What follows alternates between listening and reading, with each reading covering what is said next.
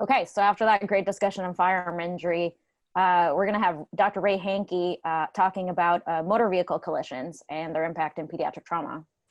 When I was reading this issue of JPS, I was thinking back to growing up and road tripping with my brothers. I don't know if any of you guys had similar situations, but we never wore our seatbelt correctly. So this article in particular stood out to me. So Finley et al. Out of Rutgers looked at injury severity score for patients that were either restrained or unrestrained / restrained improperly. They just grouped those together. And they basically found if you're not restrained or if you're restrained improperly, like me as a child, you had significantly increase in your injury severity score. They looked at it by age group in which patients were not properly restrained.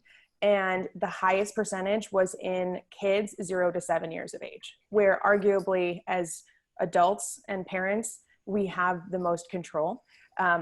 And they looked at it, and about half of those kids mostly were just wearing a seatbelt. So 0 to 7 years old, we should have booster seats, car seats. Basically, until you're adult sized, you should be sitting on something else. The shoulder strap behind the head is a very common misuse of seatbelts. My kids, I look back and see them doing it as well. So the way to prevent that is to teach parents about sitting them in a booster or in a way that it's not rubbing up against their neck, and then they won't be inclined to put it behind their shoulder. And then if it is rubbing against their neck, like they're at risk for head and neck injuries. That was the #1 injury pattern in these kiddos. There are new advances in automobiles that are going to keep moving us towards safety as this is becoming a priority. For example, my car actually shows me all of the seats and can show you, it detects the weight of a child, and it shows that their seatbelt is not attached. So I can tell you which person is actually not fastened.